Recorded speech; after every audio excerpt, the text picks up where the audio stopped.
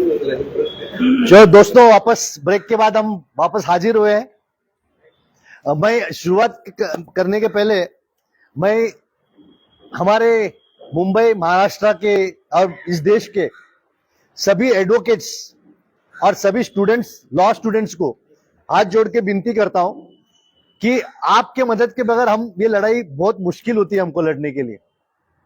हमारे पास बहुत सामग्री है, हमारे पास न्यूक्लियर बॉम्ब है, आइटम बॉम्ब है, सब कुछ है, पर हमको वापरने को नहीं आता है। तो अगर आप यानी लॉ स्टूडेंट और हम एडवोकेट्स ये हमारे लिए कुछ काम करें तो हम जरूर देश के लिए और अच्छा काम कर पाएंगे। आप 100 मैटर्स लेते हैं तो एक एडवोकेट ने हमारा एक मैटर भी लिया तो मैं एश्योर करता हूं कि जितने भी ये बड़े बड़े ऑफिसर्स है गलत काम करने वाले, उसकी खैर नहीं रहेगी। हम उनको सभी को 166 में तो पक्का पकड़ेंगे, क्योंकि उनके हर जहां बोट लावेल तिथे गुदगुदले असं मराठीत है। मगर हमारे पब्लिक सर्वेंट को जहां भी उंगली लगाओ वहां करप्शन निकलने वाला है, क्योंकि ये गया 10-15 साल में सिर्फ करप्शन के सिवा कुछ अच्छा करना ये दिमाग में कभी पब्लिक सर्वेंट के आता है कि नहीं, ये हम सभी को डाउट है। तो आपकी अगर मदद होगी तो हम जरूर जो ईमानदार है उसको बचाएंगे और जो बेईमान है उसको पूरी तरह से हम बर्बाद करने की कोशिश करेंगे। इसलिए कि नहीं कि उसको बर्बाद करें, इसलिए कि उसको समझे कि वो देश के खिलाफ काम कर रहा है, वो देश का एंटी नेशनल जैसा काम कर रहा है और वो पाकिस्तान और चाइना से भी ज्यादा खतरनाक है हमारे लिए। इसीलिए प्लीज जरा एडवोकेट्स और लॉ स्टूडेंट्स हमको हेल्प कीजिए प्लीज। हाँ, आप पेटिशन ग्रुप में ज्वाइन कीजिए, यहाँ वेबसाइट भी है, सब कुछ है। प्लीज आप जरा हमको हेल्प कीजिए। आप हमको हेल्प मत कीजिए, अपने नेक्स्ट जनरेशन को हेल्प कीजिए ताकि पूरे इंडिया अच्छी हो जाए। अब मैं वापस सेक्शंस के पास आने के पहले हमें कैसे बेवकूफ बनाया जाता है ये पब्लिक सर्वेंट, हमारे आमदार, खासदार, कॉर्पोरेटर, उसका वापस एक दूसरा नमूना दिखाता हूं ताकि आप में ये पता चले कि हम कहां जा रहे हैं। अब जिस हिसाब से देखिए, आपको आपका फूड इन्फ्लेशन आपने तो देखा होगा क्या है। तेल गया 4 महीने पहले 1,500 रुपया था, एक साल पहले 900 था, आज 2,500 हो गया। यानी ये 1-1.5 साल में लगभग 1.5 गुना बढ़ गया। 1.5 गुना, नॉट 100%, 150% बढ़ गया। तो इस तरह से अगर हमारा इन्फ्लेशन होगा तो हम खाएंगे क्या। आपने देखा कि मेडिकल फील्ड में अगर डॉक्टर को एडमिशन लेना है तो उसको 2 करोड़ 3 करोड़ डोनेशन देना पड़ता है। अगर वो 3 करोड़ डोनेशन देगा तो हमको बकरा ही समझेगा, वो कैसा सेवा करेगा। क्योंकि जब पहले में गए थे तो आदमी सेवा करने के लिए जाते थे, उसको फ्री में एडमिशन मिलता था। मगर हमारे गवर्नमेंट की गलत पॉलिसी वजह से आजकल डॉक्टर के सीट सब 2 करोड़ 3 करोड़, और डॉक्टर के सीट्स कौन बेचते हैं, किसके हॉस्पिटल से, मोस्टली आमदार खासदार के हॉस्पिटल से। तो ये कॉन्फ्लिक्ट ऑफ इंटरेस्ट जो हो रहा है ये देश को बर्बादी कर रहे हैं। हमारा गैस की कीमत देखो 400 से कहां पहुंची है। हमारा इलेक्ट्रिसिटी तो खत्म ही कर दिया, अभी तो इलेक्ट्रिसिटी का भाव इतना बढ़ा दिया है। और अब स्मार्ट मीटर तो ये हम पे बहुत बड़ा धोखा है। मैंने काफी लिया है, सब मैंने प्रोसिक्यूशन का भी नोटिस इश्यू किया है। तो इस तरह से हमको कैसे बर्बाद किया जाए, ऐसे ये पॉलिसीज हो रही है। मैं ये नहीं बोलता हूं कि ये जानबूझ के की जाती है, मगर हमारे टॉप लीडर्स के हाथ के नीचे जो है वो कोई गद्दार हो गए जो आपको मिसलीड करते हैं। तीसरी बात यह है कि हमें ऐसा लगता है कि आप मिडिल क्लास को खत्म करने वाले हो। एक ही क्लास रहेगा जो टॉप आमदार, खासदार, IAS IPS और दूसरा भिखारी। क्यों हम ये बोलते हैं? अभी ये 10-15 साल में 15,000 पुलिस की भर्ती बाकी है, लगभग BMC में 50% भर्ती बाकी है, हर डिपार्टमेंट में 50% भर्ती बाकी है। क्यों नहीं भरते आप? मगर भरने के बजाय आप क्या करते हो, आप कॉन्ट्रैक्ट लेबर करते हो। यानी जिसको ₹1,00,000, अभी BST का ड्राइवर को ₹1,00,000 पगार था, आज उसको 15,000 में आप 14 घंटा काम कराते हो कॉन्ट्रैक्ट में। तो कानून की उल्लंघन तो खुद गवर्नमेंट ही कर रही है, तो हमको क्या बताएंगे आप। तो हर ये कॉन्ट्रैक्ट लेबर का सिलसिला कैसा लाया। और कॉन्ट्रैक्ट पे आप अगर किसी को SR में रखा, भाड़ा पे रखा, वो उसको अकाउंटेबिलिटी क्या है। वो फाइल चोरी किया तो अकाउंटेबिलिटी क्या है, वो गलत काम किया तो अकाउंटेबिलिटी क्या है। वो तो जो जिसने अपॉइंट किया है उसको 15,000 सैलरी देता है, उसका बात मानेगा, वो उसको अपोज क्यों करेगा। तो ये कॉन्ट्रैक्ट लेबर जो है ये देश को धोखा है। और देश के खिलाफ है और देश को, मिडिल क्लास को poor class, below poverty line भेजने का एक तरीका है, ऐसा लोगों का मानना है। तो उसके बारे में आप सोचना चाहिए। आप लोगों को 1500 रुपए 2100 फुकट में देते हैं, आप अगले जनरेशन को काम चोर का एक मुद्दा दे रहे हो। आप बोलते हो खाओ पियो मजा मारो। जिस घर पे 2 औरत है, 3 औरत है या लड़कियां हैं, उसको 4500 मिलता है, फुकट में खाना मिलता है, फुकट में गैस मिलता है। अभी गांव में तो खेती करने को आदमी नहीं है, यहां आके देखिए तो दुकान में काम करने को आदमी नहीं है। तो आप देश को बर्बादी की तरफ लेके जा रहे हो ऐसा फुकट दे के। वोट तो आपको मिलता है, पर देश बर्बादी की तरफ जा रहा है, ये तय है। और एक बार जिस आदमी को बगैर काम का पैसा खाने की आदत होती है, जैसा लाच लेने की आदत होती है फुकट में खाने की कुछ गवर्नमेंट सर्वेंट्स को, वैसा ये फुकट में खाने की आपने सिटीजन्स को आदत लगा दी, तो ये देश कभी भी बरकत नहीं हो सकता है। और 10-15 साल के बाद जब तिजोरी खाली हो जाएगी, आप बोलेंगे हमारे पास पैसा नहीं, तो फिर वो भीख मांगेंगे या चोरी लबाड़ी करेंगे। तो हाथ जोड़ के विनती है कि फुकट में देने से, आप 1500 रुपया देते हो ना, तो 2 घंटा काम कराओ उनसे, कुछ तो काम कराओ। ये फुकट देना, ये देश को बर्बादी की तरफ लेके जाना है। आपके वोट्स के लिए आप देश को बर्बाद मत करो प्लीज। और भर्ती करो, बीएमसी में 50% भर्ती नहीं है, पुलिस में नहीं है, राइट्स हो गया, कुछ इमरजेंसी है तो कहां पुलिस काम करेगी। तीसरी बात, आपकी जो पुलिस की ट्रेनिंग है ना, वो इतनी बकवास है कि पुलिस जो करते हैं वहां पुलिस स्टेशन में जाना, अगर हमको लगता है कि उस पुलिस को हमारी जरूरत है, हेल्प की जरूरत है, उनकी पर्सनैलिटी देखो, उनका चाल देखो, उनको ये देखो। भाई सबकी बात नहीं कर रहा हूं, 5 से 10% की बात अच्छे है, पर मैक्सिमम देखो बात भी नहीं कर सकते हैं।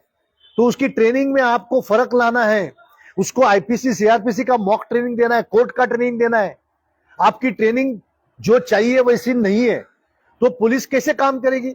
5% कन्विक्शन रेट है, वो भी गरीब आदमी, श्रीमंत आदमी जो रिच है उसका कन्विक्शन होता नहीं, क्योंकि आपकी इन्वेस्टिगेशन में इतनी खोट है। मैं अपने एक्सपीरियंस से बात कर रहा हूं, मैंने 3 से 4 ऑफिसर्स के खिलाफ इंक्वायरी के लिए डीसीपी के सामने डाला हूं, कोर्ट ने उनके खिलाफ आवाज दी। अगर इस तरह से पुलिस काम करेगी, इस तरह से बीएमसी काम करेगी, तो इंडिया क्या, अब पैसा बहुत होगा तो खाली 5% के पास लेगा, 95% तो भिखारी रहेगी। तो विनती है कि ये पॉलिसी में आप बदली करोगे। फिर आप जो कैपिटल एक्सपेंडिचर, अभी रास्ते पे जो ब्यूटिफिकेशन कर रहे हैं वो कैपिटल एक्सपेंडिचर है। रास्ते पे आप गलत काम कर रहे हो, उसमें कोई परमिशन नहीं है, तो उसके बदले आप स्कूल कॉलेज हॉस्पिटल में खर्चा करो। आप हमको फ्री स्कूल दे दो। ये 1500 रुपए में 37,000 करोड़ खर्चा करने से, वो 37,000 करोड़ में कितना स्कूल आता, कितना हॉस्पिटल्स आता, कितना दवा आता। हमारे जे हॉस्पिटल में हम जब बचपन में 1 रुपया भर के जाते थे तो ऑपरेशन करके बाहर आते थे। अब मैं मेरे कब्बसी के छोकरे को लेके गया तो सब खर्चा बाहर से लेता है। तो फिर आप हमको फंसा रहे हो कि क्या कर रहे हो। यहां से 1500 रुपया कुछ चंद लेडीज को दे रहे हो और वहां से सब फैसिलिटीज बंद कर रहे हो। आपने कितने स्कूल बनाए मुंबई में, कितने कॉलेजेस बनाए, और सब जो कॉलेजेस बन रहे, स्कूल्स बन रहे, वो सब प्राइवेट को क्यों देते हो। ये आपका फर्ज नहीं है क्या। आप क्यों इन्हें ये कानून बनाते हो कि मेडिकल फैसिलिटीज और एजुकेशन फैसिलिटीज ये फ्री होना चाहिए। ये 1500 के बदले ये फ्री करो ना। ये क्यों नहीं फ्री करते हैं आप, क्योंकि ये फ्री करेंगे तो हम आपको सवाल करेंगे, और ये 1500 देने वाले चुपचाप बैठेंगे, आपको क्वेश्चन नहीं करेंगे, क्योंकि फुकट में खाने की आदत हो चुकी है। तो फुकट में खाने को मत दे दो, कुछ तो काम कराओ और हमको स्कूल और मेडिकल के लिए खर्चा करो। हाल ही में सब मध्य प्रदेश का पूरा लहसुन का बर्बादी हो गया बारिश की वजह से। क्यों? क्योंकि आप लोगों में इतनी समझ नहीं है कि हमको स्टोरेज बनाना है, फूड का स्टोरेज बनाना है, इतना समझ में नहीं आता। और 1500 रुपए इधर खर्चा करते हो, चाहे वो कोई भी स्टेट हो। पर ये फुकट में देते हो तो उसके बदले ऐसे बनाओ ताकि हमको खाना मिले, हमको अच्छा सस्ता खाना मिले। हर चीज बढ़ गई है, हर चीज बढ़ गई है, तो प्लीज उसमें ध्यान रखिए। यहाँ भाव बढ़ाते हो 4 गुना 5 गुना, 1500 रुपया हमको भिखारी जैसे देते हो। हम भिखारी नहीं है, हम इज्जतदार लोग हैं। हमको काम दे दो और हमको पैसा दे दो, फुकट में मत देना। हाल ही में आपको बताता हूं, बीएसटी की बर्बादी चालू है। 9,770 करोड़ का लोन है, 1700 करोड़ रुपया रिटायर्ड लोगों का पैसा देना है। नए बसेज ने ये साल में सिर्फ 8% बसेज चलने वाले 4000 में से। तो आपकी मैनेजमेंट कहां चली गई है, ऐसा क्यों कर रहे हो आप चाहे कुछ भी बोले, मगर ये देश सही तरह से नहीं चल रहा है, कुछ फील्ड्स में होगा मगर सही तरह से आम आदमी को आपका बेनिफिट नहीं हो रहा है। कामचोर करने का बात छोड़ दो, मगर जो सही में काम करता है उसको कुछ नहीं मिलता है।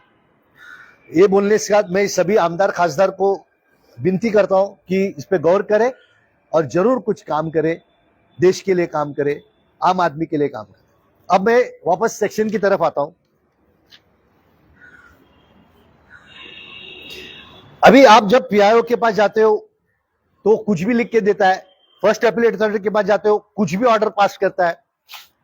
कानून से ऐसा है कि जस्टिस दागा का जजमेंट है कि जो फर्स्ट अपीलेट अथॉरिटी है वो जब आदेश पास करता है तो जो अपीलेंट ने क्या बोला वो लिखना है, जो पीआईओ ने क्या बोला वो लिखना है, फिर उसमें से उसको क्या सही लगता है वो लिखना है। ऐसा एक भी ऑर्डर कोई भी एफए पास नहीं करता है या उनको जानकारी भी नहीं है। ऐसे कुछ कुछ अन्नाड़ी, मैं अन्नाड़ी कहता हूं, पढ़े लिखे अन्नाड़ी लोग है जिसको आरटीआई के बारे में कुछ भी नहीं पता। इसीलिए एक सर्कुलर पास किया है कि उसका ट्रेनिंग होना चाहिए। वो सर्कुलर जो है शिवाजी विलास पाटिल करके हमारे स्टेट इंफॉर्मेशन कमिश्नर है, उन्होंने कहा है कि ट्रेनिंग का होना बहुत जरूरी है, मगर यहां किसी को भी ट्रेनिंग में कुछ भी ऑर्डर पास कर सकते। तीसरी बात यह है कि ये ऑर्डर में ये हमने मांगा है डॉक्यूमेंट्स, और हमारे यहां तक कि डीसीपी लेवल के आईपीएस लोग बोलते हैं इंस्पेक्शन ले लो। आपको अधिकार कौन दिया है इंस्पेक्शन का आदेश देने के लिए? आप जो ऑर्डर पास करते हो, लेटर लिखते हो, वो ऑर्डर नहीं होता है। इस तरह से हमारे आईपीएस और आईएएस ये भी कानून के पूरी तरह से उल्लंघन करते हैं।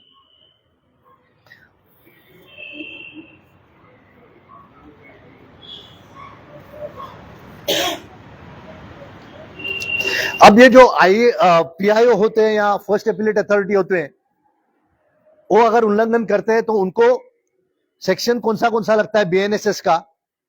198, 199, 201, 255, 256। ये आईपीसी में लगता है 166, 167, 197। ये जो है तो ये 198, 199, 201, 255, 256 ये बीएनएसएस में सेक्शन है जिसके तहत आप पीआईओ को और फर्स्ट अपीलेट अथॉरिटी को प्रोसिक्यूट कर सकते हैं। अब ये बात आती है कि गवर्नमेंट सर्वेंट को सैंक्शन लगता है प्रोसिक्यूशन के पहले। ये सैंक्शन जो है ये ब्रिटिशर ने भी इतना गंदा काम नहीं किया है जितना हमारे आज के आमदार खासदार कॉर्पोरेटर ने किया है। जब हम मालिक गलती करते हैं तो डायरेक्ट एफआईआर होता है, और जब सेवक जानबूझ के गलती करते, चोरी करते, डकैती करते तो उसको सैंक्शन लगता है। ये हमारे पे जुल्म है, ये गलत है। इस कानून से आप लोगों को ये बता रहे हो कि आप करप्शन को प्रमोट कर रहे हो, और आप जो ईमानदार लोग हैं उसको बोलते तुम गधे हो, ईमानदारी मत करो, बेईमानी करो। ये सिग्नल लोगों को जाता है, आपके दिल में नहीं होगा। आपने तो अच्छे कि भाई पब्लिक सर्वेंट आपके दिमाग में होगा कि बहुत ईमानदार है, और उनको बचाने के से आपसे किया। अब ये मैं सैंक्शन के बारे में आप बात बताना चाहता हूं कि सैंक्शन के बारे में ये जो कानून है, ये कानून अच्छे लोगों को बचाने के लिए कि भाई एक अच्छा काम कर रहा है उसके ऊपर झूठे केस नहीं होना चाहिए, इसीलिए यह कानून बनाया है। मगर दुर्भाग्य की बात है कि हमारे हर पब्लिक सर्वेंट या हमारे पुलिस या हमारे आईएएस आईपीएस ये कानून को जो दुष्ट और भ्रष्ट और चोर डकैत है उनको बचाने के लिए वापरते हैं। स्पेशली हमारे एंटी करप्शन ब्यूरो हर चीज गलत काम करती है। ये मैंने उनको नोटिस भी दिया और मैं आज पब्लिक के सामने भी कहता हूं कि हमारी ईओडब्ल्यू, हमारी एंटी करप्शन, हमारी पुलिस कानून के खिलाफ जाके हर काम करती है। वो 154, 157 ललिता कुमारी जजमेंट की पूरी तरह से उल्लंघन करती है। वो 156 सबसेक्शन 2 की पूरी तरह उल्लंघन करती है। अब मैं आता हूं सैंक्शन की तरफ। सैंक्शन में क्या कहते हैं कि वो सैंक्शन जो है उसके लिए जिसने ईमानदारी में while discharging of his official duty गलती की है। मैं फिर से दोहराता हूं, when and decision is taken when he's discharging his official duty. सही बात है, मगर हमारे एंटी करप्शन, हमारे ईओडब्ल्यू और हमारे पुलिस क्या करते, कंप्लेंट आई तो भेज दिया 17A में, भाई बीएमसी आपके खिलाफ कंप्लेंट आई दे दो। क्यों भाई? आपका फर्ज ये होता है कि मेरे कंप्लेंट में इंडियन पेनल कोड के तहत ऑफेंस डिस्क्लोज होता है क्या? और 17A जो लगता है वो सिर्फ प्रिवेंशन ऑफ करप्शन एक्ट में लगता है, आईपीसी को नहीं लगता है। सुप्रीम कोर्ट, हाई कोर्ट के जजमेंट्स है कि सैंक्शन जो है वो लास्ट में भी ले सकते हैं, पहले लेने की जरूरत नहीं है। और आप पहले कैसे लेते हो? अभी मेरी कंप्लेंट है कि इन्होंने कानून का उल्लंघन करके झूठे दस्तावेज बनाए हैं और बीएमसी का नुकसान किया है, तो आईपीसी में गुना होता है। तो आईपीसी में आपको एफआईआर रजिस्टर करना है। एफआईआर रजिस्टर करने के टाइम पे इन्वेस्टिगेशन आप चालू करोगे। इन्वेस्टिगेशन चालू करने के टाइम पे आपको पता चलता है कि भाई असिस्टेंट कमिश्नर ने ये सब कुछ बराबर किया, एक दो गलती की है, भाई बाकी के लोगों ने भी सब कुछ किया है, दो थोड़ी बहुत गलती की है, तो इन गुड फेथ किया है। तो गुड फेथ में किया है तो बाद में आपको उसको एप्लीकेशन करना है, भाई ये डिस्चार्ज ऑफ ड्यूटी में किया है, इनकी कोई गलती नहीं है। मगर पहले से स्टार्टिंग से झूठे डॉक्यूमेंट्स बनाए, कानून का उल्लंघन किया, कानून एक है, ये करते एक है, तो how can it come under discharge of duty? क्या हमारे एंटी करप्शन और ईओडब्ल्यू के ऑफिसर्स को अक्कल है कि नहीं है? हमारे ईओडब्ल्यू क्या करती है? गलत इंक्वायरी चालू करती है। अभी मेरे हाल में मैंने 3 लाख करोड़ का फ्रॉड ओपन किया, 3 लाख करोड़, 40,000 करोड़ का तो फ्रॉड ओपन किया था, उन्होंने नहीं किया। हाईकोर्ट में गया, हाईकोर्ट से मैंने सब ऑर्डर लाई, तो हमको बख्शिश देना मांगता था कि 40,000 करोड़ गवर्नमेंट को मिला। बख्शिश तो छोड़ो, सुप्रीम कोर्ट में फाइल किया और मुझे अभी सुप्रीम कोर्ट में लड़ना पड़ता है। इस तरह से हमारे आमदार खासदार कॉर्पोरेटर करते हैं, और एक भी आमदार खासदार कॉर्पोरेटर आईएएस आईपीएस ने आवाज नहीं उठाया। ये देश की हालत है, इसलिए हमको जागरूक होना पड़ता है। अब ये 3 लाख करोड़ में सब हो गया है। अभी वो होम को बेचते हैं और वापस माना को बेचते हैं जिसने चोरी किया है। ये चोरी लबाड़ी बंद करने के लिए हम आपके सामने हैं, और इसीलिए ये चीज में सैंक्शन नहीं लगता है। और मैं आपको सबको ये बताना चाहता हूं कि कोई भी कहा कि सैंक्शन लगता है तो उसको बोलिए कि झूठा डॉक्यूमेंट बनाने में ऑफिशियल ड्यूटी होती है क्या? कानून का उल्लंघन करने में ऑफिशियल ड्यूटी होती है क्या? किसी के साथ संगनमत कॉन्स्पिरेसी में आके कुछ काम किया तो डिस्चार्ज ऑफ ड्यूटी होती है क्या? तो फिर आप सैंक्शन कौन से हिसाब से लेते हैं? मेरे 4 मैटर में मैजिस्ट्रेट कोर्ट ने ऐसा गलत ऑर्डर पास किया है, मैं सेशन कोर्ट में आर्ग्यू करके वापस लाया, पर मेरा 5 साल गया, मेरे टाइम गई। इस तरह से अगर कोर्ट भी गलत कानून का गलत ऑर्डर पास करते हैं तो लोग कहां जाएंगे? तो इस माध्यम से मैं सभी को विनती करता हूं, कोर्ट को भी विनती, हाथ जोड़ के विनती करता हूं कि ऐसे जो ऑर्डर पास करने वाले कोर्ट है उनके ऊपर कार्रवाई की जाए या उनको घर पे बिठाया जाए। तो सैंक्शन जो है वो सिर्फ, अभी समझो यहां राइट्स हो गई, राइट्स में पुलिस का फायरिंग हो गया, पुलिस के फायरिंग में उसके पैर को मारने के बदले छाती को लग गई, तो वो डिस्चार्ज ऑफ ड्यूटी में आता है, क्योंकि इतने राइट्स में नहीं समझ पाता है उसको किधर गोली मारने का, क्या मारने का, तो उसको डिस्चार्ज ऑफ ड्यूटी में आता है। आप बोलेंगे यहां जो रिजर्वेशन है उसको रिजर्वेशन निकाल के आप झोपड़पट्टी बांधने दे रहे, उसको रिजर्वेशन निकाल के बिल्डिंग बांध रहे और हर रिजर्वेशन की बर्बादी कर रहे, तो किस तरह से डिस्चार्ज ऑफ ऑफिशियल ड्यूटी में आता है? ये सब इलीगल एक्ट्स है और इसीलिए उसको सैंक्शन नहीं लगता है। और इसलिए आपको लड़ना है, हर आदमी को लड़ना है कि आपके कंप्लेंट में अगर फोर्जरी डिस्क्लोज होती है, इनकरेक्ट डॉक्यूमेंट्स डिस्क्लोज होता है, झूठा डॉक्यूमेंट्स का वापर किया हुआ डिस्क्लोज होता है, कानून का उल्लंघन डिस्क्लोज होता है, तो आपको चैलेंज करना है एंटी करप्शन को कि आपने 17A में कौन से कानून से भेजा है, आपने कौन से डॉक्यूमेंट पे रिलाई किया है कि ये जो कंप्लेंट है वो डिस्चार्ज ऑफ ड्यूटी में हुआ है, ये पहला आपको तय करना है। 17A में आप कब भेज सकते हो? जब आप तय किया कि डिस्चार्ज ऑफ ड्यूटी में किया है, उस टाइम पे आपको भेजना है। आप पूछने अंधे हैं हमारे एंटी करप्शन और ईओडब्ल्यू के ऑफिसर्स, कुछ नहीं देखते। इंक्वायरी बोला तो उनको अधिकार नहीं, इंक्वायरी करते हैं। एंटी करप्शन उनको अधिकार नहीं तो भी सत्राए बेचते हैं। इस तरह से हमारे देश की बर्बादी हो रही है। मुझे आपकी गलती नहीं निकालना है, मुझे एंटी करप्शन पुलिस की गलती नहीं निकालना। मैं ये दुख से बात कर रहा हूं कि क्यों आप हमारे देश को बर्बादी की तरफ लेके जा रहे हो। आपकी ट्रेनिंग क्या है? हमारे आईपीएस की ट्रेनिंग क्या है? ये ट्रेनिंग होने के बाद भी आप गलत काम क्यों करते हो? आपको मालूम है कि पुलिस वाले को शपथ लेना पड़ता है कि मैं भी, वो किधर है दिखता नहीं मेरे को, कि नहीं गोपनीय नहीं, कि मैं अच्छे लोगों को प्रोटेक्शन दूंगा और जो बुरे लोग हैं उसका नैनाट करूंगा, ऐसा उनको ओथ लेना पड़ता है। तो मैं आपको भेज दूंगा, वो सेंटेंस भेज दूंगा। तो हाँ हाँ हाँ, तो ये आप में से एक भी ऑफिसर करते हैं तो मुझे बताइए। अगर आप ये करते थे तो रास्ते पे झोपड़पट्टी नहीं आती थी, फुटपाथ पे स्टॉल्स नहीं आते थे, रास्ते पे खड्डा नहीं होता था। ये आप नहीं करते हो, इसीलिए मुश्किल है। तो आप अपने आप को पहले सुधारो। आपको गवर्नमेंट हर चीज में बचाने की क्यों कोशिश कर रहे हैं? क्यों आपको बचाना मतलब, आपको मतलब भ्रष्ट अधिकारी को बचाना, ये देश के लिए खिलाफ है, ये देश के उन्नति के लिए खिलाफ है। इसलिए आपको लड़ना है सैंक्शन के लिए। हर आदमी को जो सैंक्शन के लिए आएगा, आप एप्लीकेशन करो सैंक्शन के लिए, क्योंकि एक स्टैंड बाय रहने दो, मगर लिखने के टाइम पे लिए लिखने का कि ये इसने गलत डॉक्यूमेंट्स बनाए, इसने कायदा का उल्लंघन किया है, इसलिए इसको सैंक्शन नहीं लगता है। और कोर्ट ने या पुलिस ने ये लिखित नोटिंग देना चाहिए कि इसको ये कैसे डिस्चार्ज ऑफ ड्यूटी में आता है। ये हर आदमी अगर लिखने चालू करेगा तो अपने आप प्रेशर क्रिएट होगा और ये सैंक्शन का लफड़ा बंद हो जाएगा।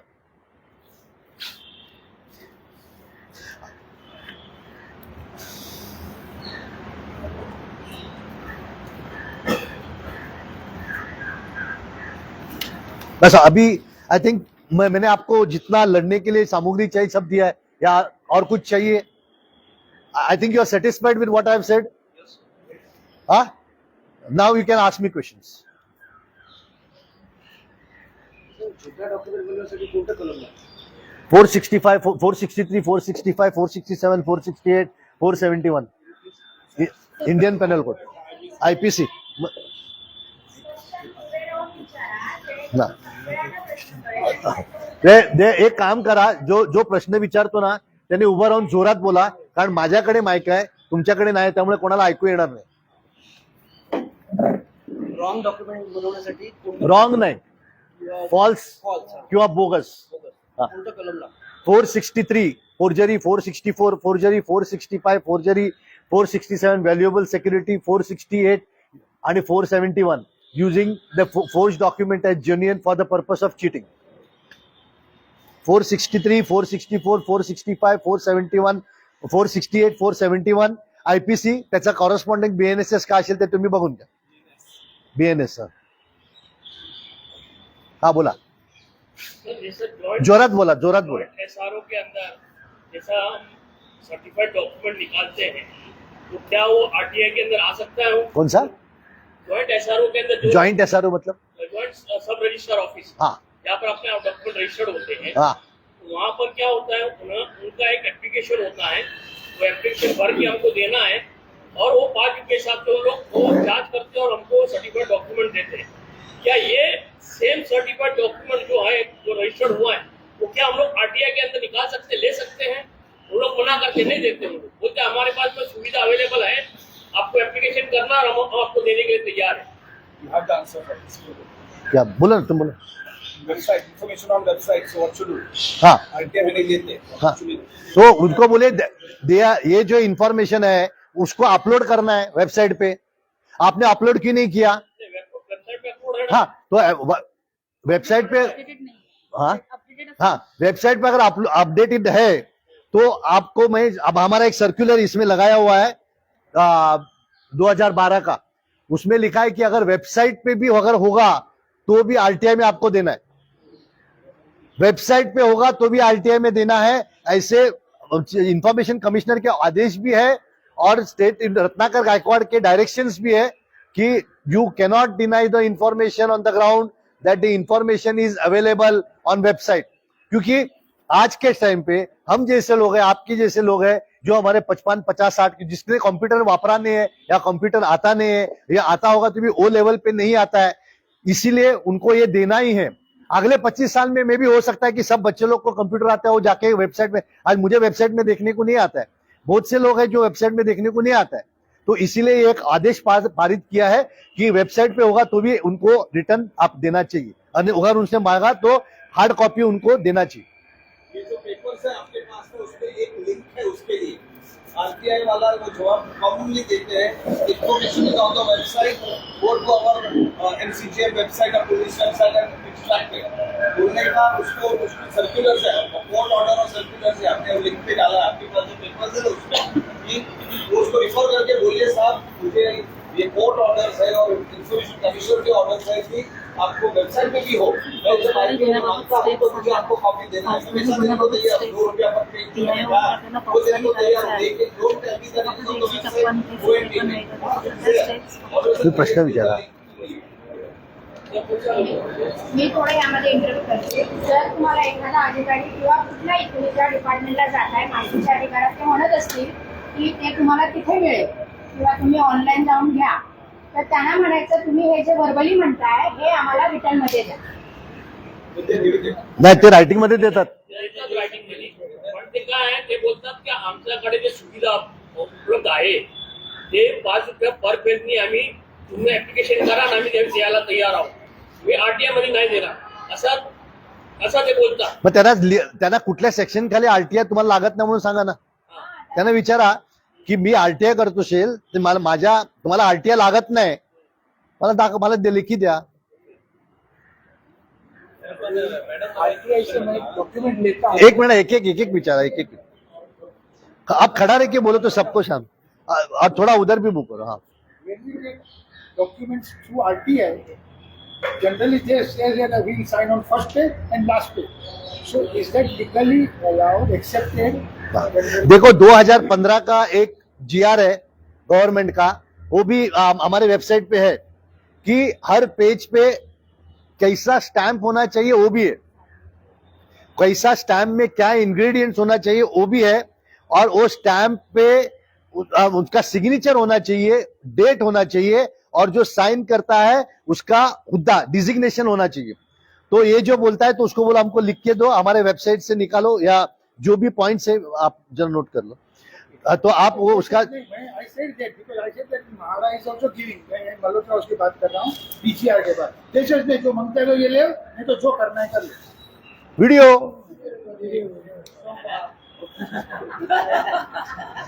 सर्वांचा एकच रामबाण व्हिडिओ बोलो, और बाद में उसको छोड़ो मत, उसके ऊपर एफआईआर करो.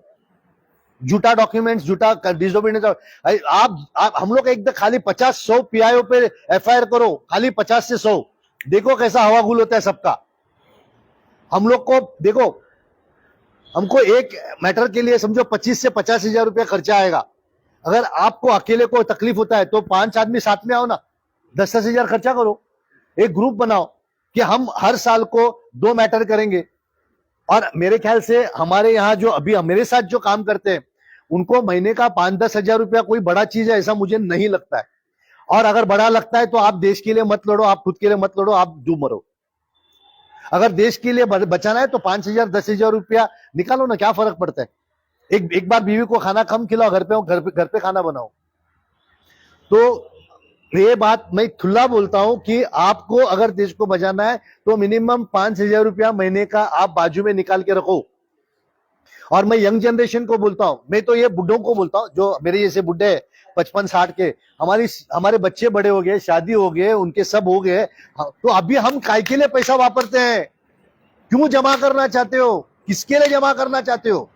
बेसिक करो. बच्चों को घर देना, उनको ये देना, वो करना चाहिए. मैं ये नहीं बोलता उनको भिखारी करो, मगर उनको इतना मत दिलो कि वो कल उनको आदत हो जाए हाथ आगे करने की. उनको इतना दो कि वट से जिए. बट बाकी का थोड़ा बहुत जो पैसा है ना, मैं हर 55 के ऊपर के लोगों को रिक्वेस्ट करता हूं कि आप कुछ ना कुछ पैसा, कुछ ना कुछ टाइम इस मुंबई के लिए दे दो. नहीं तो मुंबई गए. और जो यंग जनरेशन है ना, ये यंग जनरेशन को 55 तक, जो 50 तक के, उनको बोलता रोज का 10 रुपया बाजू में निकालो. कितना 10 रुपया निकाल सकते हैं ना, कि इतना हमारे पास कोई भिखारी है. 10 रुपया निकालेंगे, 40 साल की सर्विस 2 लाख रुपया होता है. वो 2 लाख रुपया जो आपको लगता है कि सही में काम करता है उसको दे दो डोनेशन में, ताकि हम कोर्ट में जाएंगे, ये करेंगे. इतना तो कर सकते हैं कि ना. 10 रुपया तो कोई भी कर सकता है कि नहीं. मुझे बताओ, we will be flushed by funds यार. हम जो चाहिए उसको हम ठोक सकते हैं, जो चाहिए मतलब जो गलत काम करते हैं उन्हें तो कोई बोलेगा अच्छे को. मैं जब भी ठोकने का बात करता है, गलत लोगों को बात करता है, अच्छे लोगों को नहीं, अच्छे लोगों को मैं हमेशा सर पे बिठाने की बात करता हूं। तो क्या आप जो यंग लोग हैं, आप 10-10 रुपए जमा करके जो आपको सही काम करता लगता है उनको दे सकते हैं, या आप जैसे जो 55 के ऊपर है या हमारे जैसे जो 55 के ऊपर है, क्या आपके सेविंग में से थोड़ा निकाल के अपने बीवी बच्चे को उसका 5,000 रुपए का बाहर खाना खाने का खर्चा वो उठा लेगा? वो आप मत करो, वो हमको दे दो, ताकि हम कोर्ट में जाके कुछ वकीलों को भी पैसा, क्योंकि वकील हमारा सस्ते में काम करते हैं, मगर हम फुकट में नहीं एक्सपेक्ट कर सकते हैं, क्योंकि वो उनका रोजी है, वो सब फुकट में काम करेंगे तो उसका पेट कैसा भरेगा? तो इसलिए आपका हेल्प बहुत जरूरी है, तो आप उनको प्रोसिक्यूट करो। और कुछ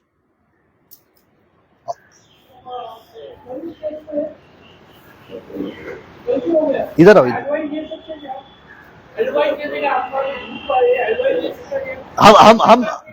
हम कोशिश करेंगे एडवाइस देने का, मगर हमारे यहाँ सब थके हुए हैं, हम लोग सब 14 घंटा। सुनिए, आप लोग जो है खुद के लिए काम करते हैं, हम दुनिया के लिए काम करते हैं, ये आप में और हमारे में फर्क है, आप समझे? तो आप ये एक्सपेक्ट करेंगे कि आपके एडवाइस के लिए हम फ्री बैठे हैं और आपको एडवाइस करेंगे? सुनिए तो सही, मैं कॉमन में बात करता हूं, मेरे बात सुनिए। आपको हम ये बोल सकते हैं कि भाई इसके पास जाओ, आपको एडवाइस मिलेगा, उसके चार्जेस दे दो और ये करो, मगर आप ये एक्सपेक्ट करोगे कि आपकी फाइल हम पढ़ेंगे और आपको एडवाइस करेंगे, ये हमसे नहीं होगा। क्योंकि प्रैक्टिकली मैं आज 15 घंटा काम करता हूँ, 5.5-6 घंटा सोता हूँ, और वैसे गौरंग भाई उसके वो डॉक्टर है, वो काम करके ये काम करते हैं, तो हम आपको खाली रास्ता दिखा सकते हैं, हाँ, मगर आपकी लड़ाई आपको लड़ना है, आपकी तलवार आपको घुमाना है। हम आपको तलवार कहाँ मिलता है, ढाल कहाँ मिलती है, वो सब बता सकते हैं। बस हम आपको, हाँ, तो हम आपको रास्ता दिखाएंगे, मगर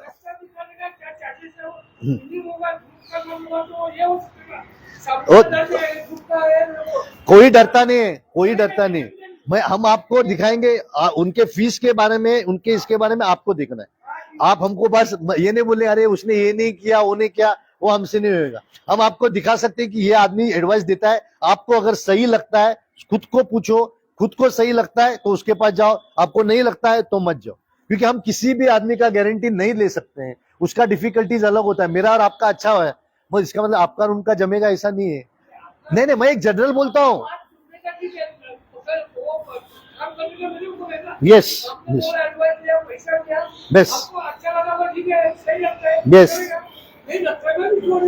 perfect, thank you, perfect, yes, perfect.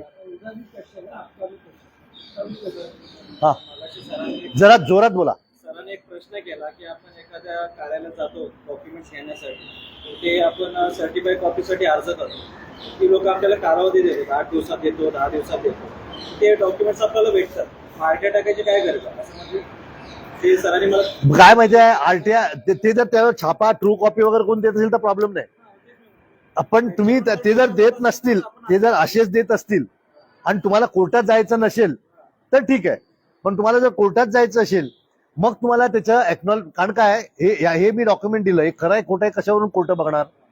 J stamp आहे सर्टिफाईड आहे त्याच्यावर, जर कोर्टात जायचं असेल तर सर्टिफाईड घ्या, नसेल तर चालतं नाही। तुमचे जर चांगले रिलेशन असेल ते छापा मारून देत असेल ट्रू कॉपीचं, चांगलं।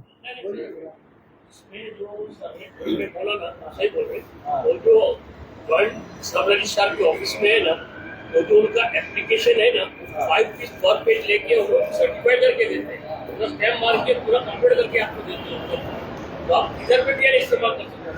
हाँ, मेरा सवाल ये था कि क्या आरटीआई के अंदर भी हम लोग यही चीज मांग सकते हैं कि तो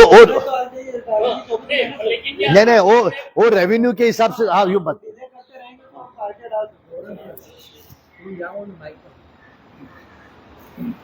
आपने जो सवाल किया ना, सभी को ये सवाल आता है और पास में भी ये प्रॉब्लम हो चुका है। ओके, इसका जो जवाब है कि हाँ, आप आरटीआई में मांग सकते हो। आरटीआई एक्ट में एक सेक्शन है जो अभी मुझे बाहर नहीं है, जिसपे ये लिखा है कि this act supersedes all other act yes for disclosure of information. Yes, समझ गए? तो अगर वो बोले कि नहीं हमारा तो 5 रुपया है ना, तो आपको वो सिस्टम से आज तो आपने 5 से 15 बोला, कोई भी का तो 100, 200, 500 रुपया है, 25 रुपया बीएमसी में अगर जो प्लान का 25 रुपया भी है, तो वो उसको तभी दिखाना है आरटीआई एक्ट की डॉक्यूमेंट साथ में रखो, बेयर एंड सब लोग को रिक्वेस्ट है साथ में रखो, पढ़ो भगवत गीता के बाद में ये पढ़ो तो आरटीआई एक्ट भी पढ़िए। ओके, सुबह को एक चैप्टर, तो उसके एक सेक्शन है जिसमें लिखा है कि ऐसा notwithstanding anything in any other act. Okay, this act supersedes, the word है supersedes any other act for disclosure of information. So that is also disclosure of information जो 5 रुपये 25 रुपये लेते हैं, जो उन्होंने कहा ये आरटीआई सुपरसीड है, तो हमें वो एक्ट वापरना नहीं है। क्या हो गया? इसका क्या हो गया? स्टैंड क्या हो गया? स्टैंड थोड़ा से लड़ोगा, रास्ता निकलेगा, स्टैंड निकाला, हाथ में पकड़ा स्टैंड पता नहीं इसलिए वो उल्लू बनाने को ट्राई करते हैं। ठीक है, हम उसका भी सिखा देंगे, है ना? सर एक ऑप्शन दूं इसका मैं। सर आपको एक ऐसा करना है, आपको एक लेटर बनाना है, complaint against the officer who is not performing his duty 166 section डाल के फिर पूरा जन्म कुंडली लिख दो, और वो लेटर है ना जो कंसर्न डिपार्टमेंट के 4 लोगों को डाल के फिर बैठ जाओ, तो ऑटोमेटिक दूसरी बार वो ऑफिसर 10% तो सीधा हो जाएगा। जब उसके नाम पे कभी जाएगा ना कोई चीज, तब समझ में बात बोल नहीं है, बात अलग है। चीज वही है, चीज वही, सब बोलो बोले वही चीज बता रहा हूँ, अभी तरीका डिफरेंट बता रहा हूँ।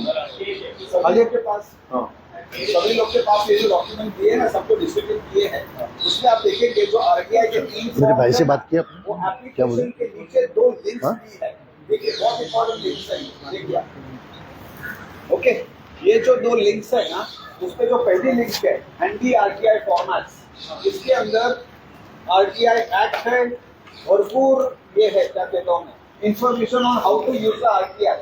ओके, ये भरपूर ये इंफॉर्मेशन इसके ऊपर, और आपको ये जो 3 फॉर्म्स दिए हैं, ओके, वो सभी इसमें है। नीचे वाले जो लिंक है उसमें भी है, इसमें भी है, 4 आरटीआई फॉर्म दिखाई देता है आपको सबको नीचे वाला। ओके, एप्लीकेशन देखिए, RTI application first page, okay, 4 RTI forms करके जो लिंक है उसके ऊपर जो भी ये जो एप्लीकेशन फॉर्म, अपील फॉर्म और सेकेंड अपील फॉर्म, ये 3 तो है ही ब्लैंक। और एक चीज जो मैं आपको आरटीआई के टॉप पे समझाने को भूल गया मैं, एक तो रेडीमेड एप्लीकेशन फॉर्म, आपने कभी कंप्लेंट दी है अथॉरिटीज को, बराबर, जो भी आपकी कंप्लेंट है दी है और काम होता नहीं है, और एक पीरियड ऑफ टाइम आप सोचते हो चलो 10-15 दिन में हो जाएगा, आवाज आता है? नहीं हुआ है, उसका आवाज जाता है? ये जानना है कि भाई what action has been taken, बराबर है, मेरी अर्जी पर, मेरी कंप्लेंट पे आपने क्या किया, बराबर है। तो ये पेज खोलिए आपने, ये जो फर्स्ट पेज ये करो ना, इनिशियल ए दिखाई देगा, फर्स्ट पेज फ्लिप करो, ये जो दिखाई देगा, जो मैंने भी फ्लिप कर दिया था समझाने वक्त, क्योंकि अलग कहना था इसके पीछे, ये रेडीमेड एप्लीकेशन फॉर्म आपके लिए बनाया हम लोग ने। Okay, ATR, action taken report के लिए, कि मेरी अर्जी के ऊपर आपने क्या एक्शन लिया है वो मुझे इन्फॉर्मेशन दीजिए। ओके, तो ये रेडीमेड फॉर्म वापरिए, ये आपको रेडीमेड फॉर्म का जो सॉफ्ट कॉपी है इसके ऊपर रहेगी, यानी आपको खुद के फॉर्म से ऐड करना है। सपोज ये लिंक पे चलिए, जो 4 आरटीआई फॉर्म वाले जो लिंक है ना, वो लिंक पे चलिए, वो फॉर्म पिकअप कीजिए, वो फाइल में है, चाहिए उतना आप लिख सकते हो, एडिट कर सकते हो, डिलीट कर सकते हो, बराबर है।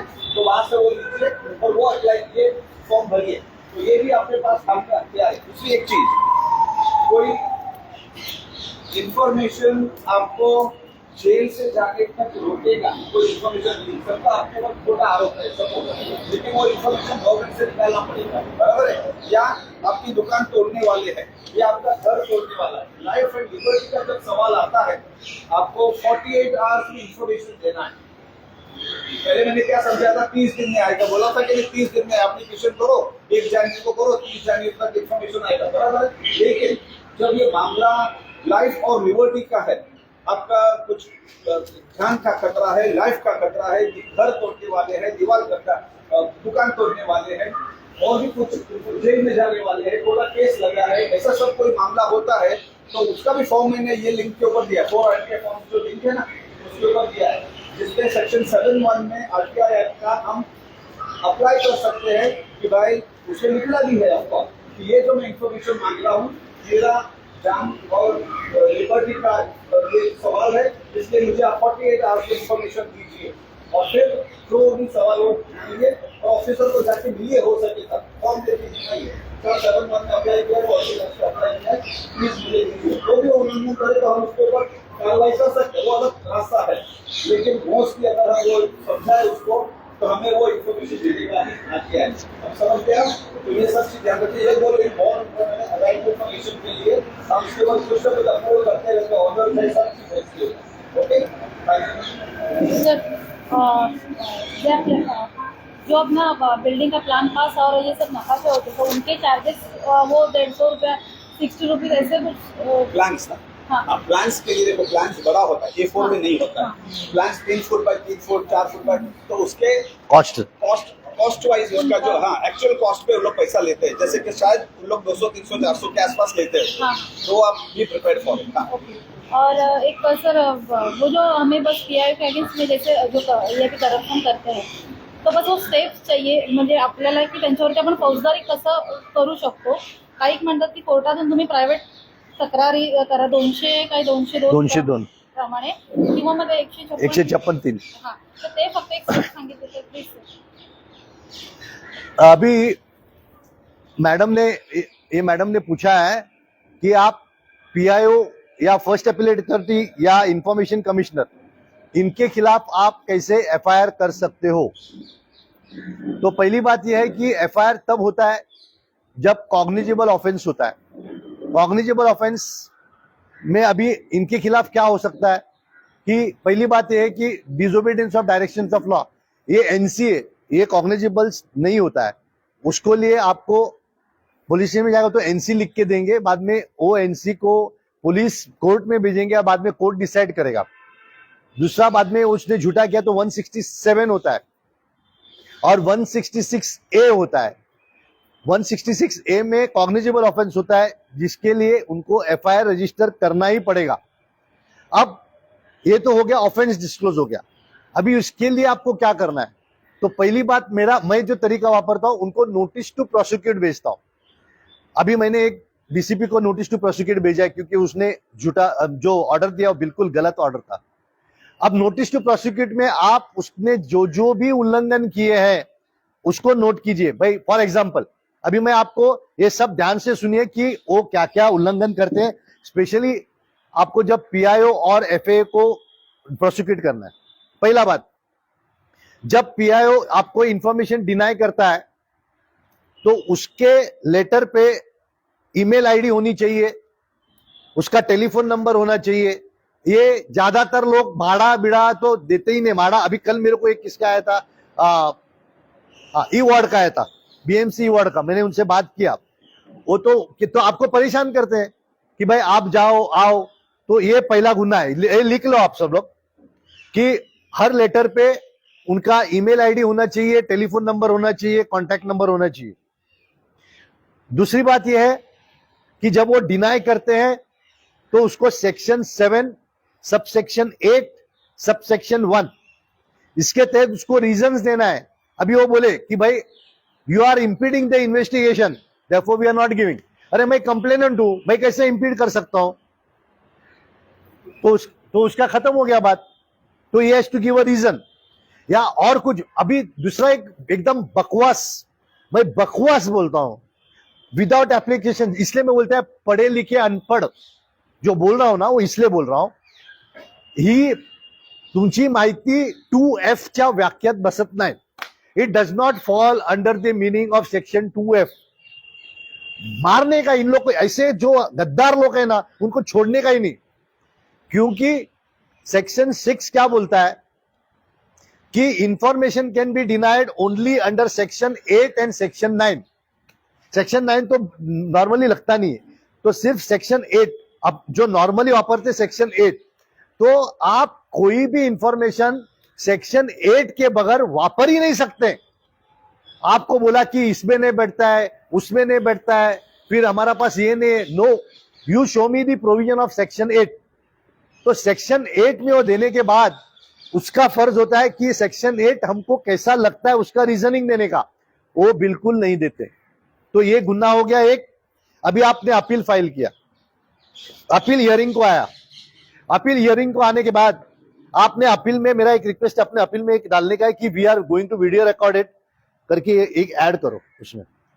अपील, जब अपील मेमो आप फाइल करते हो तो अपील मेमो में लिखने का कि मैं आपकी वीडियो रिकॉर्डिंग करने वाला हूं, और उसको मांगता है तो डॉक्यूमेंट्स भी लगा दो, क्योंकि आप लोग मेरे जैसा नहीं लड़ पाए होंगे, तो आप डॉक्यूमेंट भी लगा दो कि I rely on this documents, तो हम आपका वीडियो रिकॉर्डिंग निकलने वाला है। बाद में लिखो कि under the provision of section 19 subsection 5, लिख लो 19 subsection 5 RTI act and GR 10/8/2009, GR 10/8/2009, उसके हिसाब से हमारी हियरिंग के 3 दिन पहले हमको पीआईओ ने हमारे अपील पे क्या जवाब दिया है। हम लोग कोर्ट में जाते हैं तो एफिडेविट इन रिप्लाई बोलते हैं ना उसको। आपने पिटीशन फाइल किया तो कोर्ट क्या बोलती है सामने वाले को, you file an affidavit in reply. बाद में दोनों का आने के बाद में आर्ग्यूमेंट होता है। ऐसा कभी भी नहीं होता है। हमारे first appellate authority specially police department के वो लिखते ही नहीं है, और डीसीपी जो है वो पीआईओ के बाजू से आर्ग्यू करता है, जो कि वो जज है पर वो आरोपी के बाजू से आर्ग्यू करता है। तो इसीलिए वीडियो रिकॉर्डिंग करना बहुत जरूरी है। तो उनको लिखने का कि हमको 19(5) सबसेक्शन में हमको हियरिंग आने के पहले 3 दिन पहले हमको इसका रिप्लाई चाहिए, वो देते नहीं है। तो ये सेकंड उसका उल्लंघन हो गया। तीसरा उल्लंघन ये करते हैं इन लोग कि इंफॉर्मेशन सेक्शन 4(1)(a) के तहत इंफॉर्मेशन देने के टाइम पे उनको चार्ट बनाना है। सीरियल नंबर 1 आपने क्या पूछा और उसका जवाब क्या, सीरियल नंबर 2 आपने क्या पूछा भाई ये आंसर, ऐसा चार्ट बना। वो चार्ट बनाते ही नहीं, वो आपको ऐसा गट्टा देते तो रिजेक्ट करने का। कल अभी मैंने आपको ही दिया ना, कल इनको मैंने दिया, तो उनको बोलने का हमको इसका चार्ट बनाओ और कौन से पेज पे क्या है, कौन सा डॉक्यूमेंट है और वो डॉक्यूमेंट का पेज नंबर, नहीं तो लेने का नहीं। सेक्शन 4(1)(a) और विलास पाटिल का एक सेक्शन है, मैंने ये पेजिंग में दिया है, इसमें दिया है विलास पाटिल साहब का डायरेक्शन है वो इसमें है, ये मेरा 100 पेज का इसमें है कि यू हैव टू गिव मुद्देसूर आंसर्स। तो ए के सामने ये, बी के सामने ये, तो मुझे वो भी नहीं दिया। इस तरह से आपको ये फाइल करना है। जब अभी आप अपील में गए, डीसीपी साहब बोला बोलो आपको क्या बोलना है, या एफए बोला बोलो क्या बोलना है, बोला साहब ये जो कानून है, ये कानून डिनायल के लिए जवाबदार किसको पकड़ती है, पीआईओ को पकड़ती है। तो पहला पीआईओ जवाब देगा कि उसने इंफॉर्मेशन क्यों नहीं दिया। आप आर्ग्यूमेंट नहीं करने का, बोलना दोषी इधर है, आप इनको पूछो और वो रिकॉर्ड पे ले लो, और सुनने का नहीं, रिकॉर्ड पे ले लो। अगर रिकॉर्ड पे नहीं लेता है वीडियो क्या है, हमारे कोई भी फर्स्ट एपिलेट अथॉरिटी जो पीआईओ बोलता है वो लिखता नहीं है। हाँ हाँ हाँ, क्यों लिखो। अभी वो लिखने के बाद आप बोलो कि इसने ये बोला मुझे ये बोलना है, इसने ये बोला मुझे ये बोलना है, इसने ये बोला मुझे ये बोलना है, और वो लिखो। अगर नहीं लिखता है तो मैं अपना वीडियो में है, फिर बोलो ये दोनों का एक्सप्लेनेशन देके आपको ऑर्डर देना है। मगर ये 3 लाइन में 4 लाइन में ऑर्डर देते हैं। और जस्टिस दागा का ये कि order should be passed as a judicial order, it cannot be passed as a letter. हमारे डीसीपी से लेके सब लोगों को वो ऑर्डर पास करते हैं जैसे कि खत लिख रहे हैं। हमको खत नहीं चाहिए, हमको जुडिशियल ऑर्डर चाहिए। ये सब रिकॉर्ड पे लाके मैं आपको कैसे फर्स्ट एपिलेट अथॉरिटी को नोटिस टू प्रोसिक्यूट कैसा करने का उसका फॉर्मेट हम दे देंगे, मुझे याद करना, उसका भी फॉर्मेट आपको दे देंगे। ये नोटिस टू प्रोसिक्यूट भेजने के बाद इमीडिएटली एप्लीकेशन भेजने का फॉर सैंक्शन टू प्रोसिक्यूट। हम वो सैंक्शन टू प्रोसिक्यूट कोर्ट को नहीं देंगे, हमारे पास रखेंगे, क्योंकि जब हम कोर्ट में 156(3) एप्लीकेशन करोगे, जब हम कोर्ट में 156(3) का एप्लीकेशन करोगे तो आपको कोर्ट को पूछना है कि भाई आप हमको सैंक्शन के लिए जाओ, तो अगर बोलते हो तो you give me an order कि ये काम उसने डिस्चार्ज ऑफ ड्यूटी में किया है, ये आप कौन से कंक्लूजन पे आए हो, ये ऑर्डर दे दो। बाद में हम सैंक्शन का कॉपी आपको देता है। हमारे पास सैंक्शन की कॉपी है, मगर it is sanction is not applicable because disobedience of directions of law cannot be a part of discharge of official duty. तो आप हमको ऑर्डर दे दो। तो इस तरह से हमको हर जगह प्रेशर क्रिएट करना पड़ेगा। जैसे जैसे हम लोग 100, 200, 500, 1000 लोग ऐसे आर्ग्यू करेंगे। मैंने सैंक्शन टू प्रोसिक्यूट का आर्गुमेंट लाया है, मगर आज इतना टाइम नहीं और मेरे पास अभी बात करने को मेरे गले में दम नहीं है। हाँ, तो सैंक्शन टू प्रोसिक्यूट सिर्फ अच्छे लोगों के लिए होता है, जो झूठा काम करते हैं उसके लिए नहीं होता है। तो हम क्वेश्चन करेंगे वो अथॉरिटी को कि वो झूठा काम डिस्चार्ज ऑफ ड्यूटी में कैसा आता है, या हमको लिखित दो। अगर उसने लिखित दिया तो उसको भी आरोपी बनाने का। तो उसके बाद में आप गो 156(3) का एफआईआर में जाने का। और कुछ क्वेश्चन है सर? मेरा एक सवाल था कि ये आरटीआई अप्लाई मतलब जो cooperative industry, cooperative education, cooperative housing या फिर कोऑपरेटिव से रिलेटेड जो भी कुछ होता है उसके लिए अप्लाइड है? सभी गवर्नमेंट सर्वेंट को अप्लाइड है। अगर उसका स्टेट गवर्नमेंट का उसका वो मुद्रा लगता है, गवर्नमेंट का मुद्रा लगता है, तो उसको लगता है। अच्छा, गवर्नमेंट का ये कोऑपरेटिव हाउसिंग सोसाइटी को नहीं, कोऑपरेटिव हाउसिंग सोसाइटी को नहीं लगता है।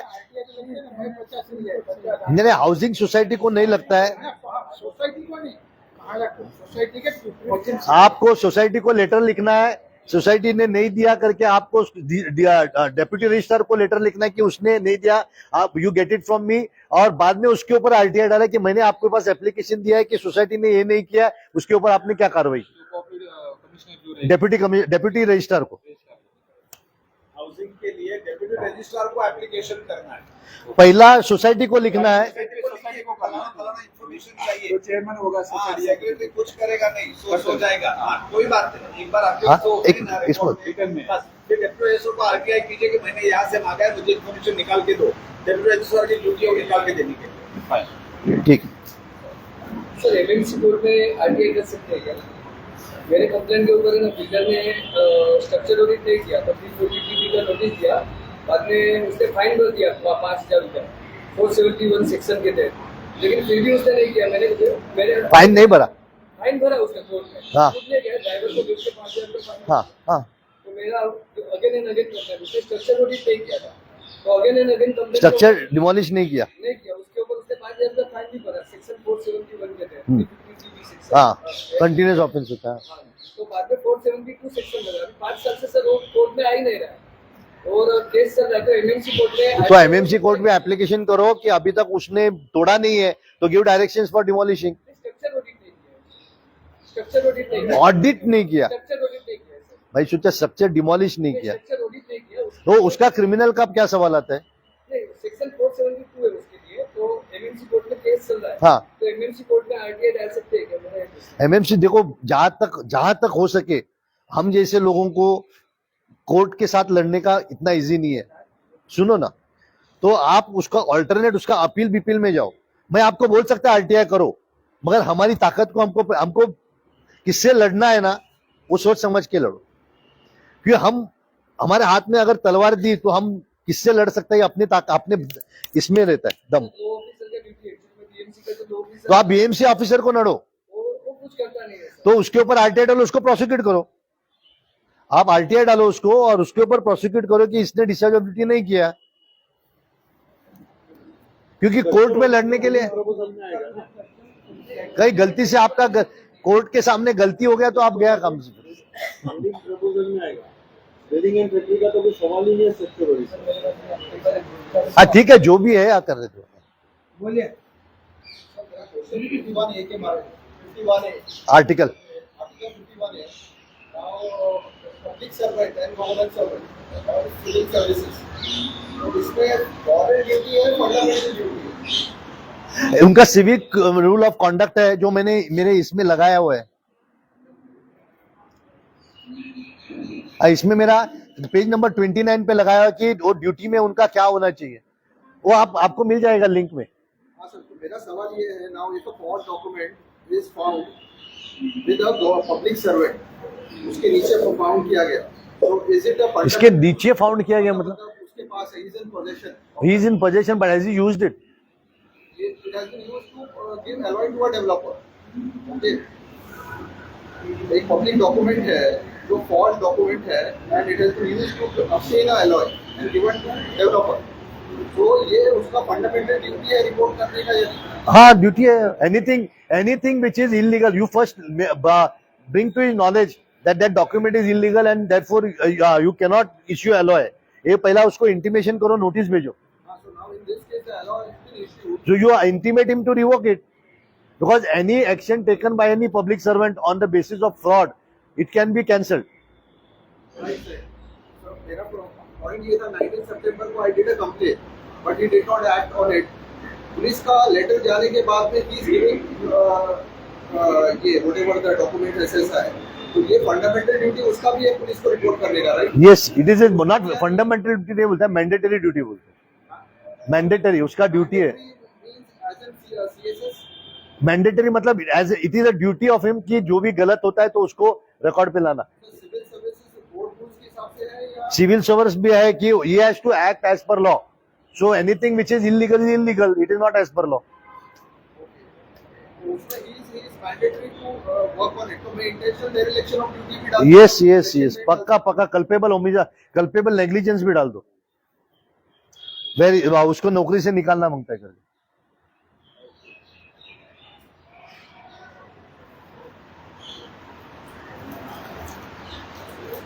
चलो सर एक सोसाइटी के बारे में आपने बोला, सपोज एक सोसाइटी, मैंने सोसाइटी को मांगा डॉक्यूमेंट्स, उसने डॉक्यूमेंट नहीं दिया, then I send RTI to deputy registrar.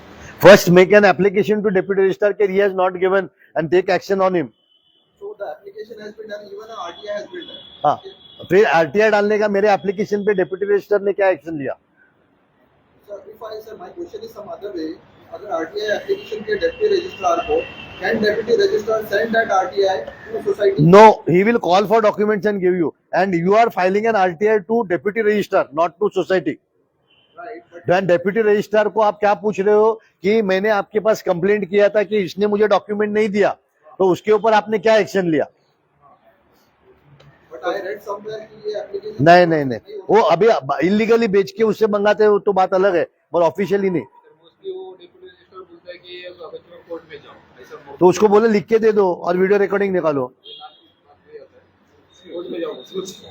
My other question is about Indian Evidence Act. Indian Evidence Act में section 76 में आपने document मांगा, तो उसको कितने टाइम में आप पब्लिक अथॉरिटी को हमको देना चाहिए और उसके ऊपर हम लोग क्या? ये actually they should give immediately. हाँ, so hence that वो जो भी लेवी करते हैं 26 रुपया लगाते हैं, लेकिन अगर उसने वो भी नहीं दिया तो मैं how can I proceed? 166 court में जाके या सीधा एप्लीकेशन से? आपको पहला पुलिस स्टेशन में जाना पड़ेगा, पुलिस स्टेशन नहीं सुनेगा, फिर कोर्ट में जाना पड़ेगा. Against the so called officer. उसके लिए पहला नोटिस टू प्रोसिक्यूट दो, सैंक्शन टू प्रोसिक्यूट करो, ये दो सब कंप्लायंस करो, नहीं तो बीच में अटक जाओगे. आपने अभी पूछा ना कितने दिन में देना चाहिए. हाँ, इंडियन एविडेंस एक्ट में लिखा नहीं है, स्पेसिफाई नहीं किया है, बराबर है, तो फिर 45 डेज मैक्सिमम, क्योंकि delaying discharge of duties act जो है ना, डिलेइंग डिस्चार्ज उसमें 45 डेज दिया गया है, बराबर है. तो 45 डेज से लेट हुआ तो आप जो आपका कार्यवाही कर रहे हैं चालू कर दो, समझ गए? तो you want to wait for 45 days, जो उसको ऊपर काटे तो उसको नहीं ले सकेंगे आप उसके पहले, है ना? तो 45 डेज की मिलती है.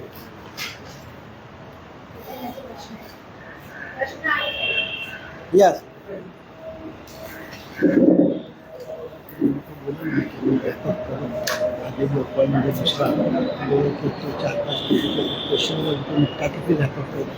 हाँ, हो गया बहुत टाइम हो गया.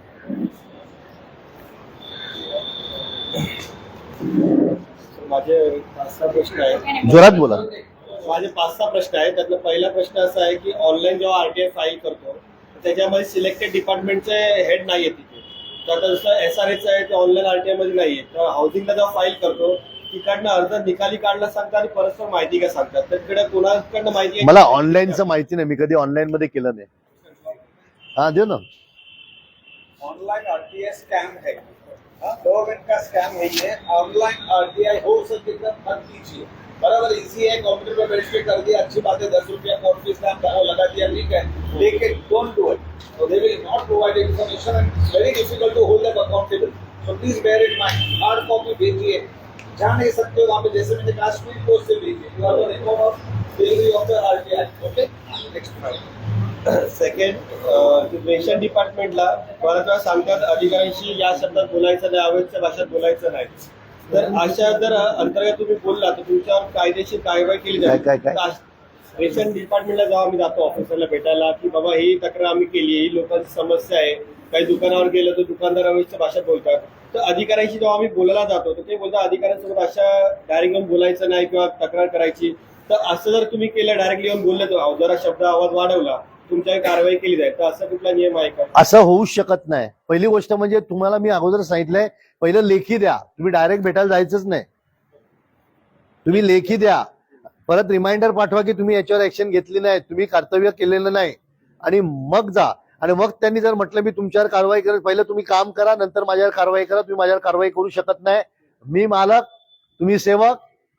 डायलॉग परत चालू, व्हिडिओ परत चालू. क्रोसिन, आता व्हिडिओ आणि हे मालक सेवक आहे ना, क्रोसिन म्हणून वापरायचं. सर्दी ताप झाला, क्रोसिन. एक स्कॅम झाला माझ्यासोबत, 1 लाख रुपये अकाउंट मधनं फ्रॉड झालेले. त्या सुरुवात झाली, पैसे ते देत होते, त्यानंतर त्यांनी पैसे दिले नाही, पूर्ण 1 लाख ब्लॉक करून टाकले आणि पैसे दिले नाही. त्याच्यावरती मी तक्रार केली, पंतनगर पोलीस स्टेशनला FIR केलं. ते FIR करून आता 4 महिने झाले, 4 ते 5 महिने. फक्त ईमेल आलाय क्राईम वरनं त्यांच्या पोर्टलवरनं की या अकाउंट मधले ब्लॉक केलेत आम्ही अमाऊंट. तर ते पुढे काय करायचं त्याची मग तुम्ही कोर्टाला ऍप्लिकेशन करा किंवा वकिलांना पकडा आणि त्यांना सांगा रिटर्न ऑफ प्रॉपर्टीसाठी ऍप्लिकेशन करा. रिटर्न ऑफ प्रॉपर्टी FIR हो गया है तो FIR हुआ ना, हाँ। तो उसके बाद फिर आपके लिए और कोई माई बाप नहीं है, कोर्ट ही माई बाप. कोर्टातून मला जावं. Return of properties. वहाँ पे जेसी को त्या पूछो. केसमध्ये माझ्या अकाउंट मध्ये पैसे गेले, मी कंप्लेंट आहे, हा माझ्या अकाउंटला पण पैसे ब्लॉक केले त्यांनी 5,000 रुपये. ना, मग तुम्ही त्यांना सांगा, ते कोर्टाला सांगा. ते वकील तुम्ही हे बघा, एवढ्या टेक्निकल गोष्ट तुम्हाला वकिलाशी बोलायला लागेल. आम्ही ते असं ऑफेंड तुम्ही सांगितलं नाही असं उत्तर देणं योग्य नाही. तुम्ही जनरल विचारा, प्रिन्सिपल्स विचारा. तुम्ही स्पेसिफिक विचारलं तर आम्ही सांगणं योग्य नाही, कारण आम्हाला प्रत्येक गोष्ट माहिती नसते आणि तुम्ही फसाल. हा, तसं. नाही, आमच्याकडनं ऍडवाइस ह्यावर घेतलं अर्धवट ज्ञानाने तर तुम्ही फसाल. त्यामुळे तुम्ही इन्फॉर्मेशन व्यवस्थित वकिलाबरोबर बसून त्यांच्याकडनं घ्या. माहितीच्या अधिकारांतर्गत जेव्हा मी माहिती मागवतो तर त्यांच्याकडे असं उत्तर की 2005 नुसार ही माहिती देता येत नाही असं म्हणतात. 2005 आठ देता येत नाही. तर त्यानुसार माहिती का नाही देतो यात, आणि वैयक्तिक माहिती आहे का ती दिली जाणार नाही. पहिली गोष्ट म्हणजे यासाठी मी तुम्हाला पाठवलंय ना की आणखी आपला लिंक में मी प्रत्येक गोष्टी म्हणजे जवळ 15 डिनायल्स आहेत. फ व म काय जे काय ऐसा 15 डिनायल का इन लोग का गलत डिनायल करने का आदत हो चुकी है. तो उसका मैंने रेडीमेड आर्ग्यूमेंट्स तैयार किया है, वो रेडीमेड आर्ग्यूमेंट सब इसमें है. दूसरी बात, पर्सनल इंफॉर्मेशन कब होता है? पर्सनल इंफॉर्मेशन से उसका नुकसान होने वाला है. तो अभी समझो किसी का आपने लाइसेंस पूछा, तो लाइसेंस पूछने से उसका क्या नुकसान होने वाला है? क्योंकि वो गलत काम कर रहा है कि सही काम कर रहा है हमको देखना है. माझ्या केसला असं की जे फ्रॉड होतं की जे एक जागा आहे त्या जागेवरती 4च घरं आहेत, पण गव्हर्नमेंटने 8 घरं अलॉट केली, तर 9 ते घरं आहेत. आणि आमचे असून पण आमचे घरं मग ते आरटीआय टाका, त्यांना 8 घरं कुठले आले त्यांचे माहिती देत नाही. डिनाय करत आमच्या रेकॉर्ड मध्ये नाहीये, पण मग- माझ्याकडे कॉपी आहे, मग- लेटर आहे. मग रेकॉर्ड मध्ये नाही आहे ना, मग त्यांना सांगा तुम्ही FIR रजिस्टर करा. तुझे हरवले असेल तर FIR रजिस्टर करा, आणि मग तुम्ही जाऊन त्याच्या विरुद्ध FIR रजिस्टर करा की यांनी गाळ केलंय डॉक्युमेंट. लास्टचा शेवटचा प्रश्न आहे, चॅप्टर केस संदर्भात प्रश्न आहे, त्याच्याही थोडी माहिती हवी आहे. की चॅप्टर केस करताना ऍप्लिकेंट आणि रेस्पॉन्डेंट या दोघांना चॅप्टर केस होती की फक्त रेस्पॉन्डेंट होती? आता तुम्ही हिअरिंग ऐकताना ज्याच्यावर आहे त्याच ऐकणार ना, आणि जो कंप्लेंट आहे तो एक कंप्लेंट असणार ना, एकावर चॅप्टर केस असणार. जर कोणी खोटी चॅप्टर केस केली मग तुम्ही आर्ग्यू करायचं. छोटी कॅप्टर तुम्हाला ऑपॉर्च्युनिटी दिलेली असते ना आर्ग्यू करायला की ती कशी खोटी आहे. आणि चॅप्टर केस करण्यासाठी तुमच्यावर 2-3 FIR झाली पाहिजे, 2-4 NC झाली पाहिजे. असंच पहिल्यांदाच गुन्ह्याला तुम्हाला चॅप्टर केस करू शकत नाही. तशी पण जर झालेली असेल chapter case केली, मग त्या ACP वर तुम्ही प्रोसिक्युशन करा आणि सिनियर PI वर. म्हणजे without FIR chapter case चं letter पाठवलेलं आहे. त्यांनी मग त्याच्यावर 3-4 तडीपार करण्यात येईल. तो 3-4 NCs आहेत का बघा त्याच्यावर, कुठल्या त्या माणसावर. अच्छा. 3-4 NC असेल तरी ते तुम्हाला बोलून करू शकतात. सेम लोकेशन की कसं जे NC असते ते SM का त्या पोलीस स्टेशन मध्ये, कारण तो ACP त्या पोलीस स्टेशनचा असणार, तोच करतो ना. दुसरा असेल तो तिकडे करणार. आणखी काय आहे का? Thank you sir. तुम्ही मुक्तार लोंढे, माझा असा प्रश्न आहे की प्रत्येकाला कायद्याचं शिक्षण घेतलंच पाहिजे. पहिली गोष्ट म्हणजे आमचं असं आता रिक्वेस्ट आहे गव्हर्नमेंटला की 7वी पर्यंत तुम्हाला पाहिजे ते शिकवा. 7वी नंतर हिस्ट्री, जॉग्राफी, अल्जेब्रा, मॅथमॅटिक्स ज्यांना पाहिजे त्यांना शिकवा.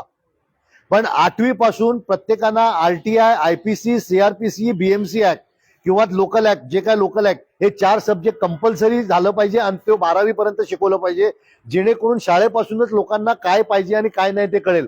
आज आमची जी शिकवण्याची पद्धत आहे ते माणसांना गाढव करण्याची पद्धत आहे. आपल्याकडे ज्यावेळी घरकुल व्हायचे त्यावेळी त्यांना सुतारकाम शिकवायचे, हे करायचे. तुम्ही कधी आठवतं का की कुठल्या गावात बेकारी आहे, असं कधी होत नव्हतं. पण जिथपासून या ब्रिटिशर आले आहेत तिथपासून तुम्हाला फक्त गाढव केलेलं आहे क्लेरिकम काम करायला. आपको क्लार्क बनाने के हिसाब से ही सोचा, आप गवर्नमेंट या क्लार्क बनो, बाकी कुछ करने का नहीं. ये गद्दारी की है हमसे ब्रिटिशर ने, और ये गद्दारी हमारे आज के आमदार खासदार कंटिन्यू कर रहे हैं. तो मेरी ये रिक्वेस्ट है कि ये जो एजुकेशन सिस्टम है इसमें RTI आना चाहिए, IPC, CRPC और लोकल एक्ट, ताकि हर बच्चे को भी पता चले कि RTI कैसा फाइल करने का, कैसा इलीगल है तो कंप्लेंट करना है, उनके खून में जाना चाहिए.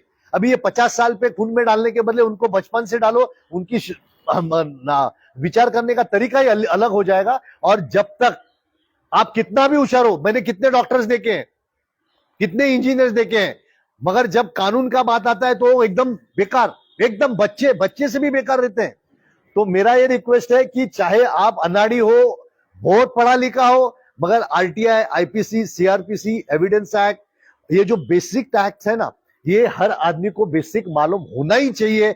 जैसा आप खाना खाते हो, रोज टॉयलेट जाते हो, स्नान करते हो, वैसा रोज कुछ ना कुछ ये 4 मैटर के बारे में पढ़ो, तो आपके बात करने का तरीके में फर्क पड़ेगा, आपका सोच में फर्क पड़ेगा, आपका हर चीज में फर्क पड़ेगा. और वो फर्क जो है आपकी बॉडी लैंग्वेज में आएगा, और वो बॉडी लैंग्वेज की वजह से सामने वाला आपके साथ बात करने के टाइम पे 50 बार सोचेगा. तो ये 4 सब्जेक्ट हमको कंपल्सरी करने के लिए मूवमेंट करना है. सर, चॅप्टर के संदर्भात एक मला विचारायचं आहे. माझा डाऊट आहे, जो ऑब्झर्व केला आहे. समजा तुमचं माझं भांडण आहे, माझी तुमच्या अगेन्स्ट 4-5 NC गेलेले आहेत, तुमच्या माझ्या अगेन्स्ट 4-5 NC गेलेले आहेत. पोलीस डिपार्टमेंटकडून आपल्या दोघांवर चॅप्टर केस होईल की फक्त एकावरच होईल? ह्या एवढ्या छोट्या गोष्टीमध्ये चॅप्टर केस होत नाही. चॅप्टर केस मध्ये झाले हा, मग तडीपार करण्यात मग त्याची हिअरिंग असणार. ते असंच होत नाही. तुम्हाला हिअरिंगला बोलवणार, तुम्हाला ऐकणार आणि मग होतं तडीपार. तुम्हाला असं पत्र लिहून तडीपार होत नाही, त्याची हिअरिंग होते. हे फक्त तुम्हाला धमकी देण्यासाठी असेल की बाबा तुम्ही सुधरा. कौन लिखा थे वो लोग? शांत रहा. जो भी NC है ना, मैं नॉलिफाइडली आपके खिलाफ करूंगा. मुझे खुन्नस है आपसे, बराबर है. जो भी हो, आपने मुझे गुस्सा है आपके ऊपर, जो भी कारण से मैं आपके ऊपर 4-5 NC करवाऊंगा और फिर तड़ीपार के लिए रिक्वेस्ट करूंगा कि इसको तड़ीपार कर डालो, बराबर है. तो आपको मौका मिलता है, ACP आपको बुलाते हैं, आपको बोलते हैं कि ये फलाना चीज के लिए NC हुआ है आपके ऊपर, आपको क्यों यहाँ से बाहर फेंकना नहीं चाहिए, यानी कि out of Maharashtra, out of Gujarat, जो भी है वो. तो तब आपको मौका मिलता है लॉयर को लेके जाने के लिए, उसको काउंटर करने के लिए. ACP को समझा डायरेक्ट खत लिख के नहीं होता, डायरेक्ट खत लिख के तडीपार नहीं होता. मौका मिलता है, यू शुड यूटिलाइज दैट.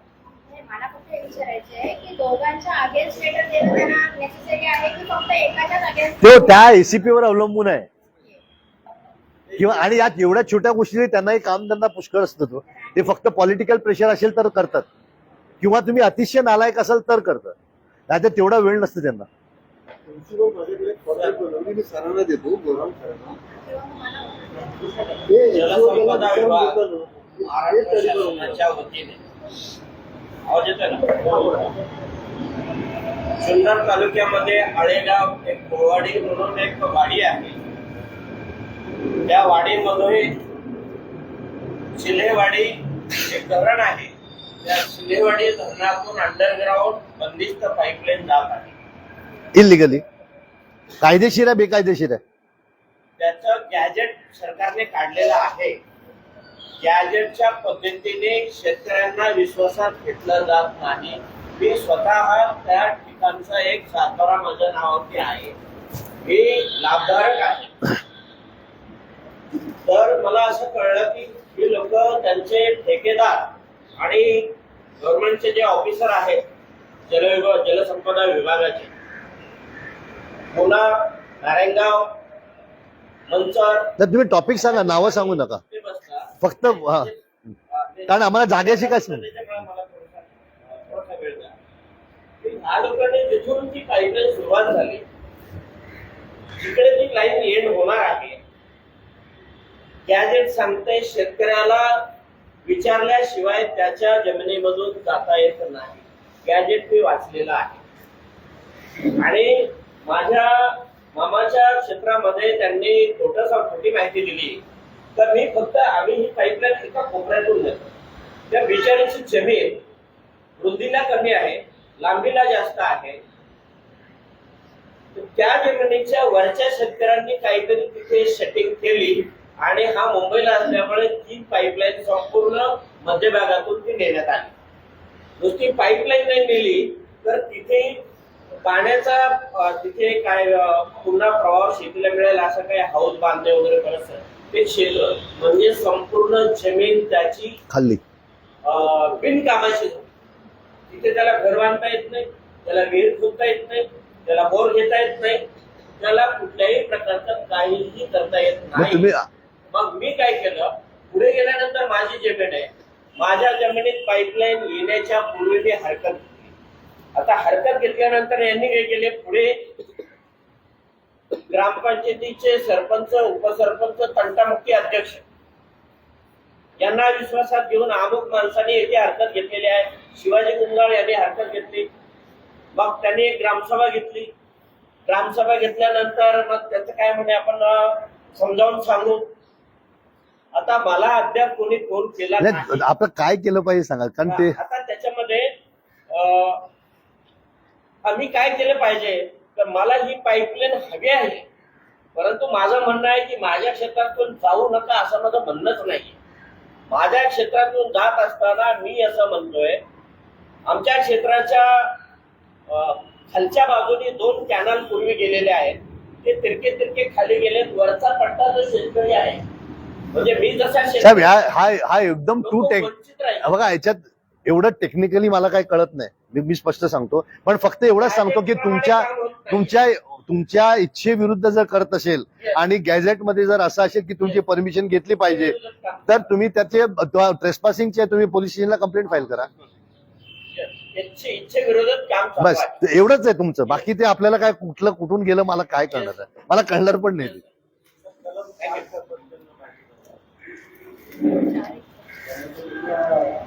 जोरात बोला. कलम 4 हा. ख म्हणजे इंग्लिश मध्ये काय येतं? Provisions of section 4 of RTI आहे. नाही हो बोलताय 4 ख बोलताय. ख नागरिकांची सनद खाली 4. हा काय पाहिजे तुम्हाला?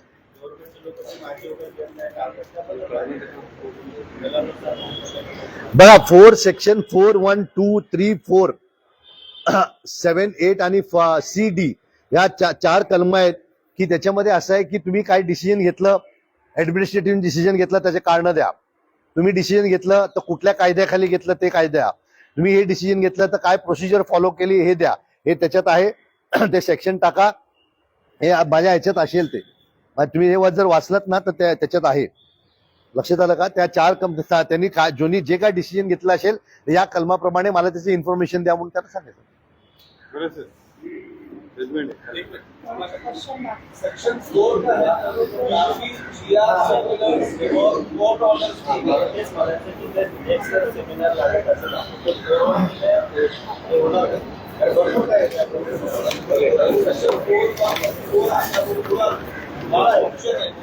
काफी स्लो मोटो डिस्क्लोजर है, ऐसे ही आपको डिस्क्लोज करना है. नहीं करते वो पॉइंट आउट करके प्रोसेस को लिखा है. जैसे म्युनिसिपैलिटी का है अगर तो GAV department central administration department वहाँ मंत्रालय का GAV फेडरल एडमिनिस्ट्रेशन डिपार्टमेंट ये लोग का ड्यूटी है सेक्शन 4 को इम्प्लीमेंट करवाना। तो वहाँ पे कंप्लेंट की शॉर्ट आउट कीजिए कि एग्जैक्टली सेक्शन 4 का काम वायलेशन होता है, कौन सा उन लोग स्लो मोटो डिस्क्लोजर नहीं करते, वो जॉब आउट करके कंप्लेंट कीजिए प्रिंसिपल सेक्रेटरी GAV मंत्रालय या फिर सेक्रेटरी म्यूनिसिपल यानी कि BMC तो जो डिपार्टमेंट का होगा वैसा सब स्टेट गवर्नमेंट का है और भी कोई एग्रीकल्चर और वाटर रिसोर्सेज और ये सब मंत्रालय का GAV को बोलिए कि सेक्शन 4 इम्प्लीमेंट नहीं हो रहा है तो करवा के। अच्छा, ये सब करने के पहले मैं आपको एक समझे आपको एक बेसिक बताता हूं कि आपको गुस्सा आया, आप लिया पेन RTI डाला, ऐसा मत करो।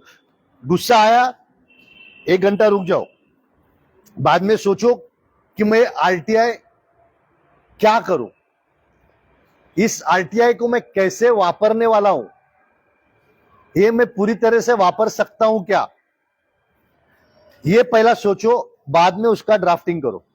नहीं तो हम क्या करते हैं, ऐसा है चल ऐसा नहीं, 2-3 दिन जाने दो। जब आप 2-3 दिन जाता है आपका दिमाग सेटल होता है, गुस्सा बंद होता है, फिर आपका दिमाग चलता है कि ये पूछना पड़ेगा, ये पूछना पड़ेगा। आप पहले ही कर दिया, आपका RTI में पूरा ही नहीं आएगा, तो 1-2 दिन के बाद करो। दूसरी बात, हम सब ये जो काम कर रहे हैं ये बहुत टेंशन वाला काम है। ये ऐसा एप्लीकेशन किया आया मैं किया ये बात नहीं होता है, तो ये बहुत स्ट्रेस वाला काम होता है।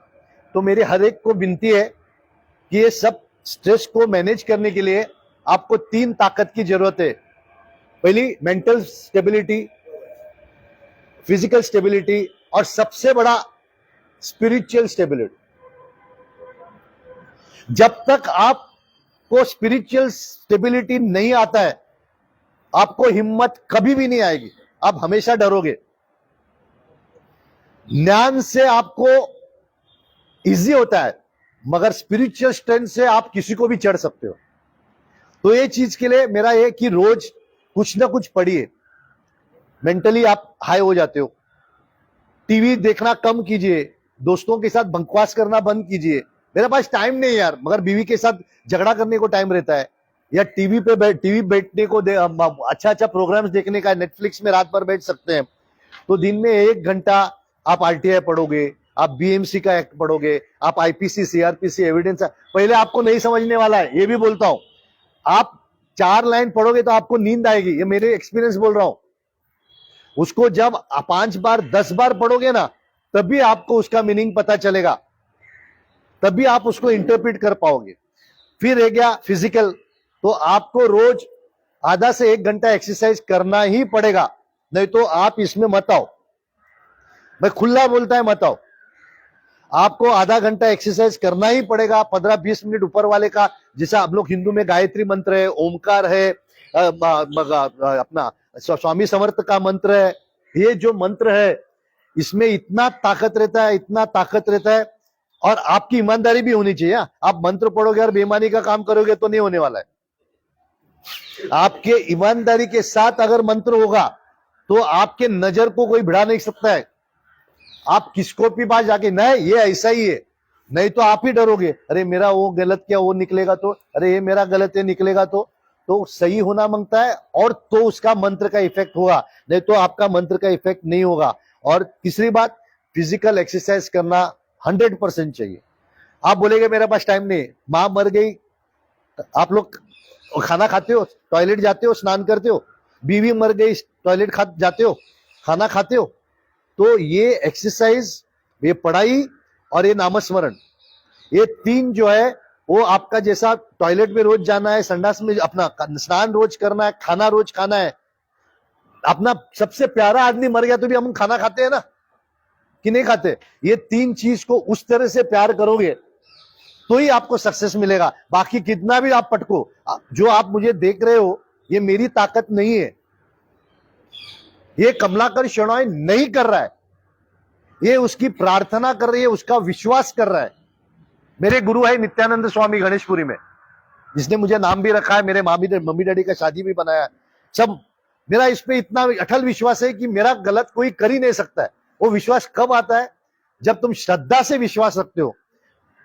मगर तुम बोलेगे यार लेन देन की बात करने की, जैसा भगवान से करोगे तो कुछ नहीं होगा। भगवान से करना है तो श्रद्धा, तू है ना पीछे, मैं नड़ जाऊंगा। इस तरह से नड़ोगे, जैसा तानाजी ने घोरपड़ काटी थी वैसा सब काटो और उसके ऊपर विश्वास रखो और दिल में एक ही होने चाहिए कि मैं अपने देश को बचाऊं। तो ये सब हमारा काम आएगा। बाकी आप बोलेगे मैं ये करके मेरा इधर अच्छा बनाऊंगा, मैं इतने ही काम करूंगा, आप कंडीशनल काम करोगे, थोड़ा मेरा भी कर दो थोड़ा, तो भूल जाओ, आपको कोई डरने वाला नहीं है। आपको बोलेंगे चल चल शाना बन, हमको मालूम है तूने उधर क्या किया है, खत्म हो गया। तो ये 3 चीज अगर आप नहीं मेंटेन करोगे तो ये सब चीज का कोई भी उपयोग नहीं है।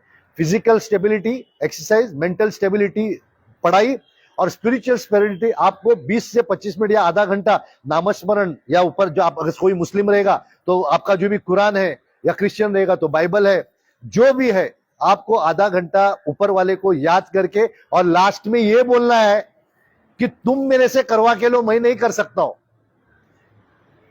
जब आपके दिल में यह आएगा कि मैं करता हूं, आप खत्म हो गया, आप कुछ नहीं कर पाओगे। Surrender unconditionally and say, you are doing it through me. I am an instrument. You are using me as an instrument. तो आपको सक्सेस मिलेगा, खुद को कुछ भी सक्सेस नहीं मिलेगा। जय हिंद। शासकीय आपण जे कार्यालय आहे तिथे व्हिडिओ काढू शकतो, नक्की तर आपण एफबी लाईव्ह करू शकतो का? हा करू शकतो ना। कुठे म्हटलंय लाईव्ह? त्यांनी काय म्हटलंय, रेकॉर्डिंग करू शकतो, लाईव्ह करू नये असं कुठे म्हटलंय? इनफॅक्ट हायकोर्ट आणि सुप्रीम कोर्टाने म्हटलेलं आहे कि live will, it is visible to everyone, it will bring more transparency and accountability. Live में चुकीचा कुठे होते? अभी मेरा खुद का एक वीडियो है ना, पूरा फेसबुक पे चल रहा है कि पुलिस पैसा लेती है। खत्म। एक माझा सरळ प्रश्न आहे तुम्हाला, माहितीचा अधिकार 2005 आलो आहे, आपण जर अभिनेत्यांना कोण काही प्रश्न टाकला तर त्यांनी उत्तर हे 30 दिवसात देणं बंधन कार्याकडे क्रमप्राप्त आहे, हे बरोबर आहे। आणि माझा साधा प्रश्न आहे की या 30 दिवसामध्ये सुट्टी दिवस पकडायचे का सुट्टी दिवस पकडून कॅलेंडर डेज, 20 दिन कैलेंडर डेज, यानी कि छुट्टी आई, गणेश उत्सव आया, दिवाळी आया, आयोगाकडे 2 दिवसाचा आम्ही करायला पाहिजे, त्यांनी अक्षरशः दिल्लीवर पोहोचून आणि ऐकलं सर सुट्टी दिवस त्यांनी मला विकेट केली सर, म्हणजे गलत। आता पण त्याला काय करायचं, कोर्टात जायचं, तो बरोबर लॉस इन्फॉर्मेशन कमिशन को कंप्लेन करो, complaint under section 18 of the RTI act, section 18 of the RTI act में इन्फॉर्मेशन कमिशन को कंप्लेंट कीजिए, ये गलत इनसे कैलकुलेशन किया है, ये कैलेंडर डेज है, वो आरटीआई कैलेंडर डेज, यानी संडे आया, गणेश उत्सव आया, दिवाली आया, ईद आया, जो भी आया, पासिंग ईयर, ये कितने का नहीं है, वो कितने का है, ऐसा नहीं है कि वो एक्सक्लूडेड है, नॉट एक्सक्लूडेड। बरोबर। हाँ यस यस यस। सर तुम्हाला एक साधा विषय आहे, सरांनी एक त्यांच्या याच्यामध्ये नमूद केलं की एखादी जर नागपूरची असू द्या, मुळशीची असू द्या,